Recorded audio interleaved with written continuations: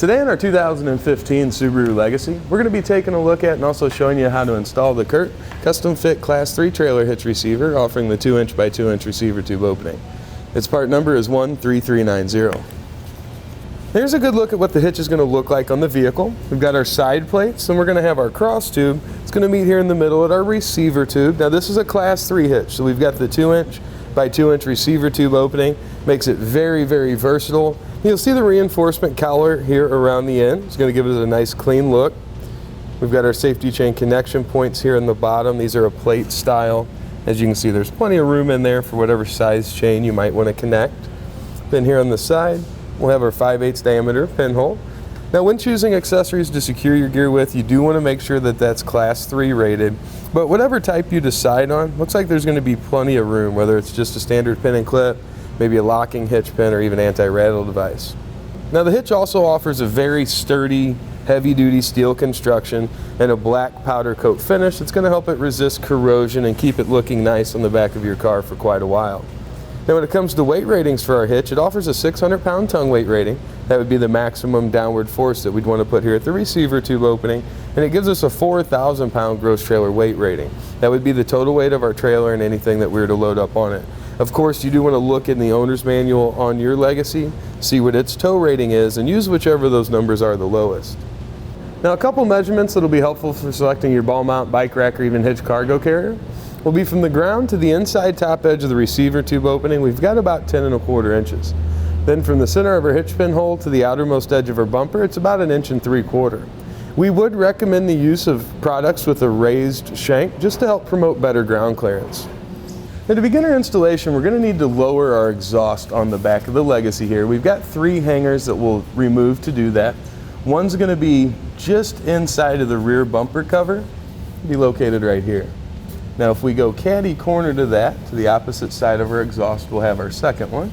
And then if we follow our exhaust forward, once we get in front of the rear differential here, we'll have the third. Now before we do take those hangers down, it's a good idea to put a strap right underneath the exhaust here, just to give it some support when we remove those, to let it rest on it. You'll then want to use a little bit of spray lubricant on each of the insulators. Just kind of helps them slide off a little easier. And then a large screwdriver or a pry bar, usually going to be the most effective strategy if you don't have an exhaust hanger removal tool. You just kind of push out from the back until it pops off, just like that.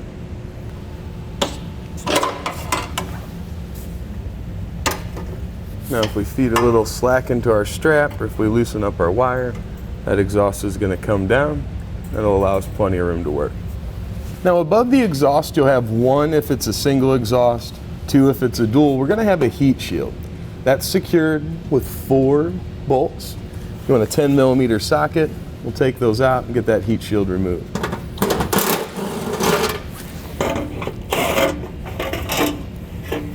And we'll set this aside so we can put it back in later. Now in our frame rail, this is the passenger side. We just came over here to get the exhaust kind of out of the way. You're going to see we've got 2 rubber plugs on the bottom here. We're going to be pulling these out.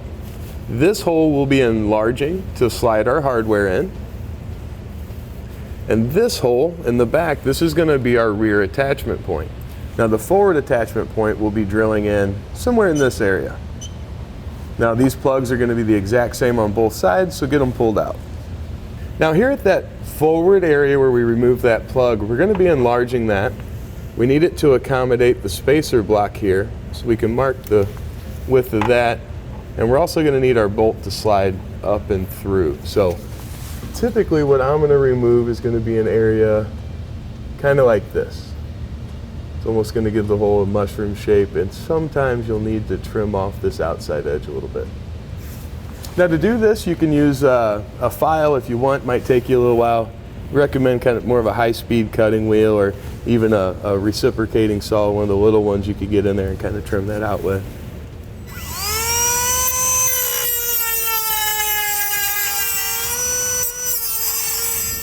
Once we've got that enlarged, you just want to make sure that spacer block's going to pass through there, and also the head of your bolt.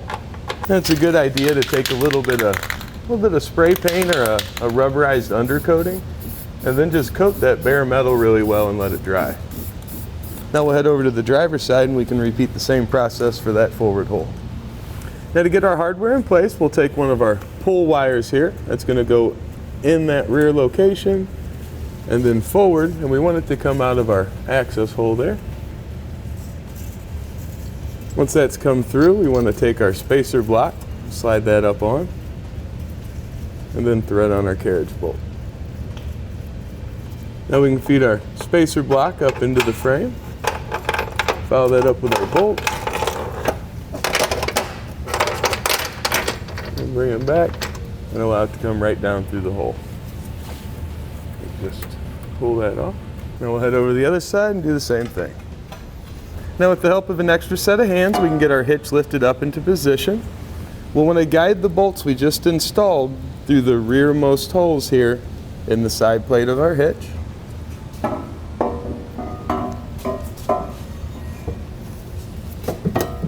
Now once those are in place, we can take our flange nut. We just want to get that threaded on there, then we can get our other side going. Now we'll want to cinch both of these down. Now with our hitch in place, that's going to leave us the mark here, the area, so we know where to drill our forward hole. We'll use a 17/32 bit and use our hitch as a template. Now we'll head over to the other side and do the same thing. Now with our holes drilled out, we'll just repeat that fish wire process and get our rear hardware in place.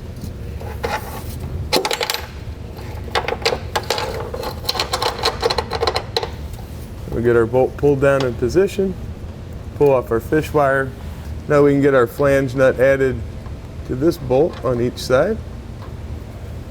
And we'll snug those down and torque them to the appropriate specifications, which will be listed in our instructions.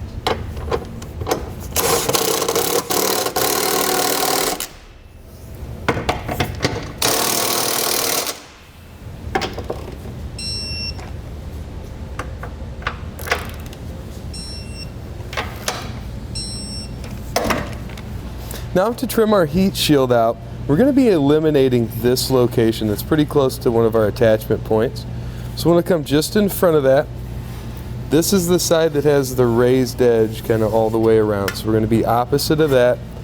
There's going to be a line right here in front of that attachment point. We're going to go right down there, all the way out to the edge. And then you'll want to come maybe 1/4 of an inch inside of this line and kind of follow that down. We're going to be removing this section here. Now typically just some tin snips or aviation shears will be what you'll need to cut this. You can also use a rotary tool, although sometimes with this being as flexible as it is, it kind of gets hung up.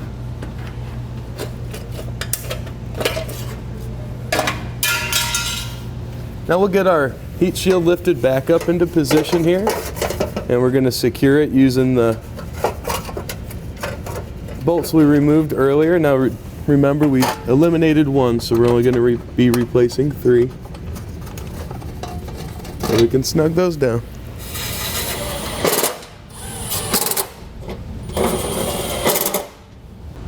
Now when getting our exhaust put back into place, it's a good idea to use some more of the spray lubricant. Definitely going to help them slide on a little bit easier. We'll just kind of lift them up. And then we'll want to just slide those right up and over the old connection points there.